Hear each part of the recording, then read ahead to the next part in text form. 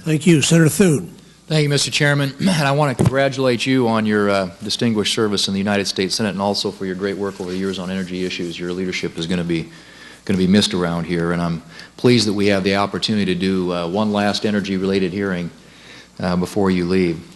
I agree with the assumption that's been made that comprehensive tax reform is going to be the opportunity to seriously examine how the federal government conducts energy policy through the tax code, and I'm hopeful that any deal to address the fiscal cliff will at least include a pathway for us to get to comprehensive tax reform sometime next year. And you've all, I think, commented already on, to some degree, on whether or not that's the way in which we ought to be doing this through the tax code, having the IRS administer these policies as opposed to having them done through other agencies that would be more appropriate, more fitting. But I also want to drill down a little bit on this, the question of the temporary nature of many of the tax incentives that we have and many of the energy tax incentives that we have in the code today.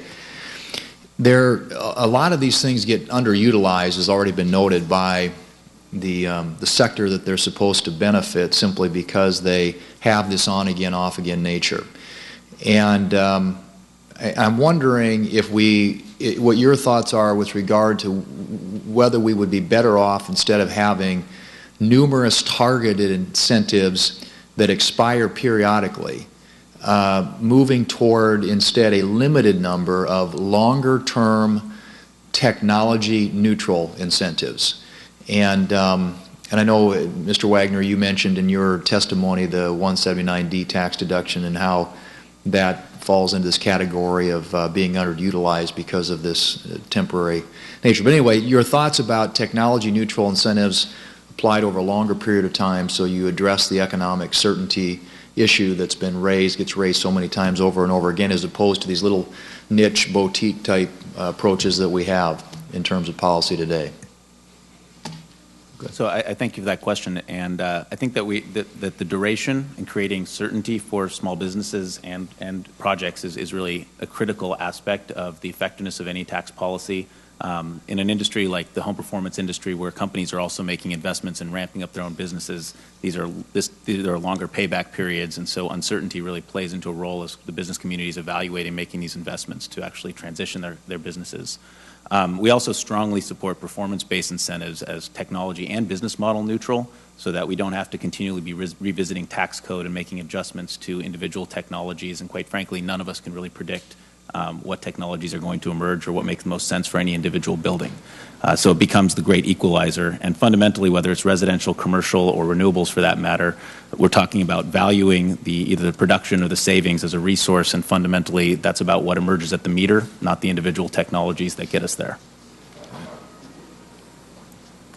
I would add that we need to be very careful. If we make it too broad, it basically just tends to encourage free riders, people who are already going to do things anyway, and if they qualify. If you were to try to make it very broad, you have to be very careful that you really are promoting the advanced technologies and not business as usual, and that can get very challenging.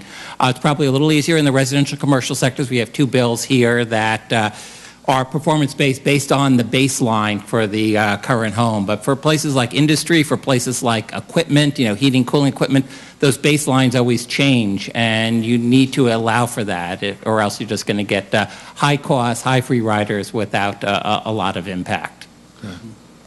Who else? And I think you've hit the keys are technology neutral, performance based, and then having, particularly for commercial buildings, having a process where you verify the savings, I think, are really key to show that the savings are real. And I agree with my colleagues. And the only thing I would add is I think there's some merit in this discussion, and I would very much encourage that we fully understand what objectives we're trying to accomplish.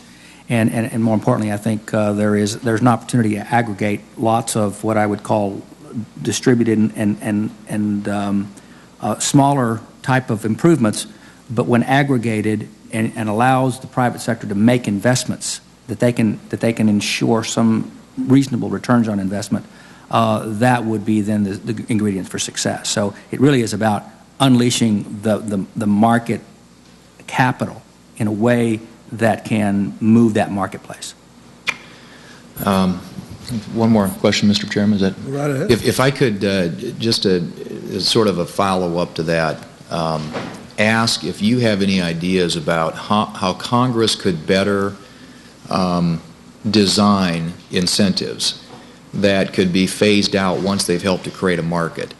You know, because what we do right now is we'll do an extension for a 2-year, a 3-year, or maybe even a 5-year. And although the analogy to writing a farm bill might make some sense, as somebody who serves on the Ag Committee and has to write a farm bill every 5 years, I'm not sure you guys want to be in that kind of mess sometimes either. But is there a way that you could, when you create these things, phase them down at the inception or the creation of them, as opposed to kind of going through this annual exercise that we do of having to do extensions and then just creating, really in a lot of ways, more uncertainty because you've got such a short window. Anybody want to take a stab at that? Well, I think we can take a lesson from maybe some of the things that have done, the other countries have done in a variety of those. Again, I think it comes back to what does it take for the financial community to make those decisions in a positive manner, and a lot of that has to do with, in the generation side, one of the important market mechanisms is the power purchase agreement, and the power purchase agreement typically runs for 20 years. That allows enough certainty. I can make a serious investment, and even though my margins are going to be thin for a while, I can recoup that investment over some period of time. That's enough certainty to allow me to make an investment.